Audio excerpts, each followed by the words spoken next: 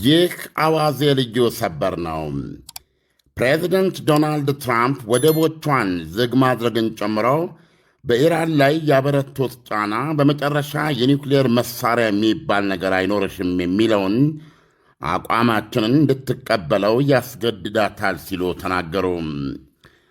በሚቀጥሉት 2 እና 3 ቀናት በኢስላማባድ የአሜሪካ ልዑካንና የኢራን ልዑካናት እንደገና ተገናኝተው ድርድሩን ሊቀጥሉ እንደሚችሉም አመለከቱም። ትራምፕ በዛሬው ዕለት በዋይት ሃውስ ለጋዜጠኞች በሰጡት መግለጫ የማታ እሳቸው ያሉት እንደሚሆን መተማመን እንዳላቸው ዋሽንግተን ፖስት ገልጿል። ብዙ ነገሮች ላይ ተስማምተናል፣ እነሱ ግን በዚህኛው አልተስማሙም ብለዋል ትራምፕ። አያይዘው መስማማታቸውን እንደማይቀር አስባለሁ፣ እርግጠኛ ነኝ ማለት ይቻላል፣ እንደውም እርግጠኛ ነኝ ብለዋል። ትራምፕ ኢራን ኒውክሌር እርም ትበል ሲሉም ከኒውክሌር ፕሮግራሟ ጋር በአጠቃላይ ትፋታ ማለታቸው ነው።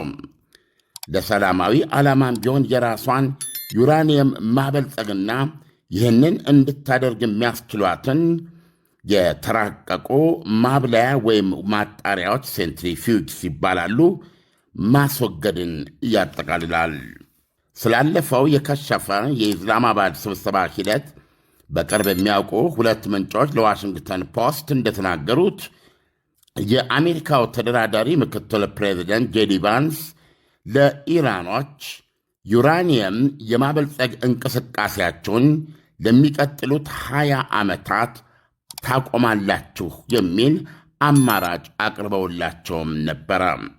ኢራኖች አልተስማሙም። በምትኩ ወደ 5 ዓመት ይቀነስልን ሲሉ ጠየቁ።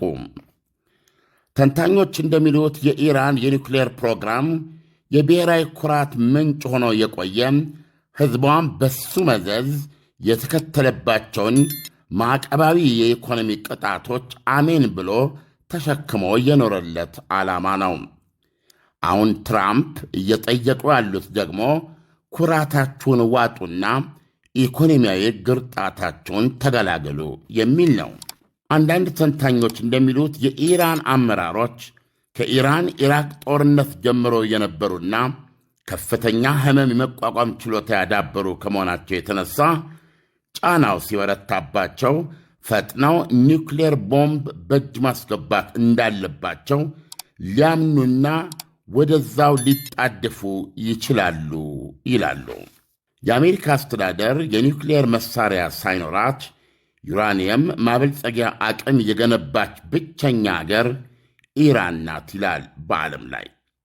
ይሁንና እውነት አይደለም። ብራዚል፣ አርጀንቲና፣ ጃፓንና የአውሮፓ ሀገራት ብዙዎቹ ሰላማዊ ዩራኒየም ማበልጸጊያ ጣቢያዎች አሏቸው።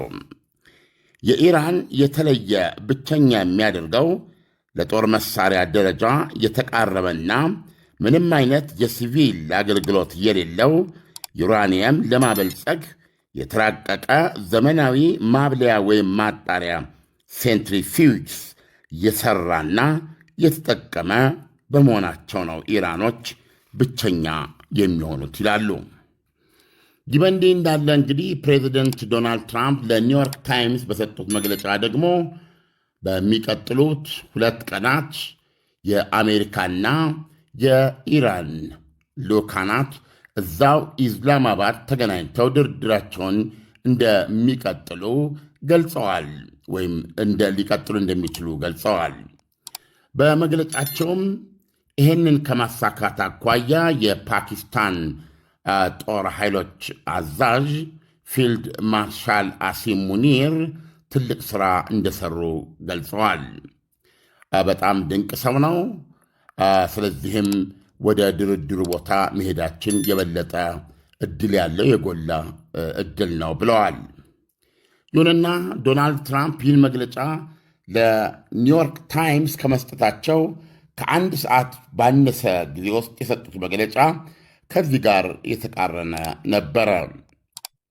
እሱም ቀጣዩ ስብሰባ ፓኪስታን ሊሆን እንደማይችል ሁሉ የገለጹበት ነበረ። ነገሮች እየሆኑ ነው።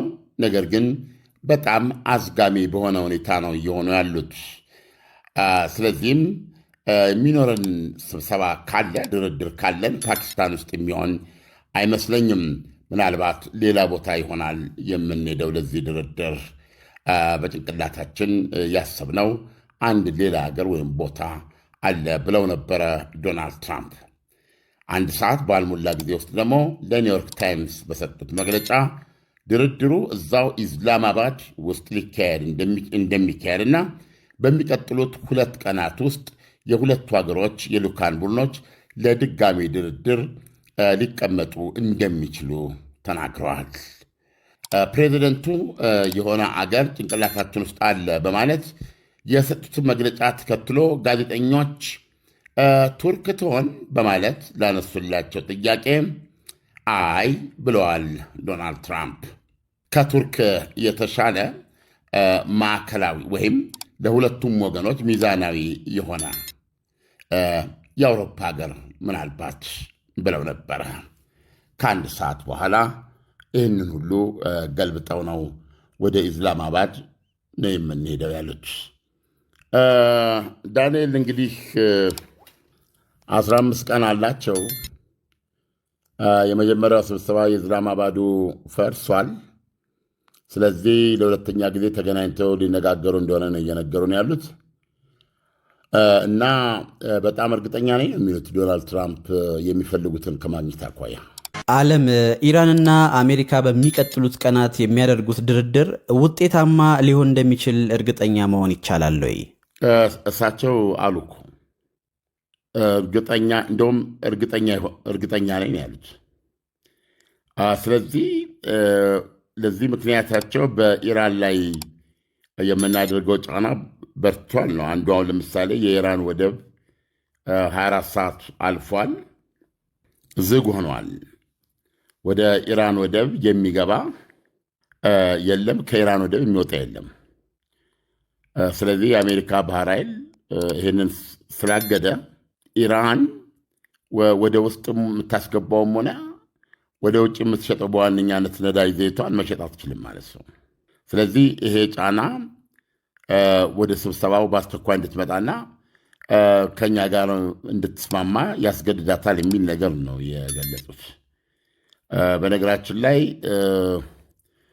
አንድ ቋሚ ቦታ እስኪገኝ ድረስ ለምሳሌ ከኢራን ነዳጅ ይዞ የወጣን መርከብ ቢኖር የአሜሪካ ጦር ያስቆመውና ይቆጣጠረዋል። ከተቆጣጠረ በኋላ መርከቡን ይዞት ይሄዳል። አሁን ለጊዜው ወደ አረቢያን ባህር ይዘነው እንሄዳለን ያሉት ዋና ቦታ እስኪዘጋጅለት፣ ከዛ እዛ የሚዘጋጅለት ዋና ቦታ ላይ ከተወሰዱ በኋላ እንግዲህ ከቬኔዙዌላ ያየነው ምንድን ነው፣ ወይ ነዳጁን በሌላ መርከብ ላይ ተገልብጦ ያ መርከብ ወደ አሜሪካ ይዞት ይሄዳል ማለት ነው።